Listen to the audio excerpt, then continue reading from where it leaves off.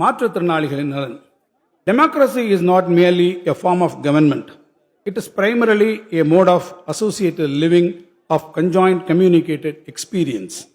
It is essentially an attitude of respect and reverence towards fellow men என்றார் doctor Ambedkar.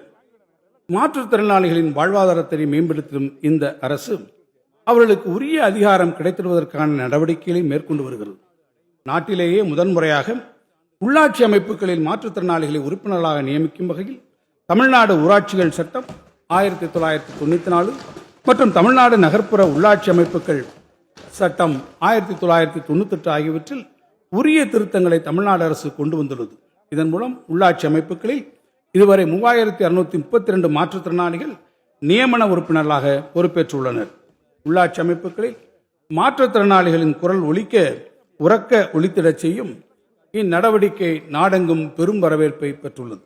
அரசு வேலைவாய்ப்பில் மாற்றுத்திறனாளிகளுக்கு 4% இடஒதுக்கீடு நேரடி நியமன முறையில் வழங்கப்பட்டு வரும் நிலையில் தற்போது பணி உயர்வு முறையிலும் இடஒதுக்கீடு வழங்கி அரசு ஆணையிட்டுள்ளது. தங்களை தாங்களே பராமரித்திட இயலாத மாற்றுத்திறனாளிகளின் குடும்பங்களுக்கு மாதந்தோறும் 2000 ரூபாய் பராமரிப்பு தொகையாக வழங்கப்பட்டு வருகிறது. மேலும் மாற்றுத்திறனாளிகளுக்கான மாதாந்திர உதவித்தொகையினை 1000 ரூபாயிலிருந்து 1500 ரூபாயாக அதிகரித்ததன் மூலம் 8,52,680 மாற்றுத்திறனாளிகள் பயனடைந்து வருகின்றனர். 2022 ஆண்டில் 1774 கோடி ரூபாய் உலக வங்கி உதவியுடன் 6 ஆண்டுகளில் செயல்படுத்தக்கூடிய தமிழ்நாடு உரிமைகள் திட்டத்தினை டிஎன் ரைட்ஸ் அறிமுகப்படுத்தி அனைத்து துறைகளின் சேவைகளை மாற்றுத்திறனாளிகளுக்கு ஒரே இடத்தில் கிடைப்பதற்கான நடவடிக்கைகள் மேற்கொள்ளப்பட்டு வருகின்றன. புற உலக சிந்தனை இல்லாதவருக்கு ஒருங்கிணைந்த மறுவாழ்வு சேவைகளை வழங்கிடும் வகையில் உயர்திறன் மையம் ஒன்று சென்னையில் அமைக்கப்பட்டுள்ளது. எல்லாருக்கும் எல்லாம் எனும் கொள்கை பாதையில் வலுவாது பயணித்திடும் இந்த அரசு மாற்றுத்திறனாளிகள் மலர்ந்த முகத்துடனும் தன்மான உணர்வுடனும் தம் வாழ்வை நடத்திடும் வகையில் அவர்தம் நலனில் தனி கவனத்துடன் செயல்பட்டு வருகிறது. மாற்றுத்திறனாளிகள் நலனுக்கு 2021-22 ஆண்டில் 814 கோடி ரூபாய் ஒதுக்கீடு செய்யப்பட்டது. இந்த நிதி ஒதுக்கீடானது 2025-26 ஆண்டில் 1433 கோடி ரூபாயாக உயர்ந்துள்ளது. இது மாற்றுத்திறனாளிகளின் நலன் காப்பதை இந்த அரசு தலையாய கடமையாக கருதுவதை தெளிவாக்கும்.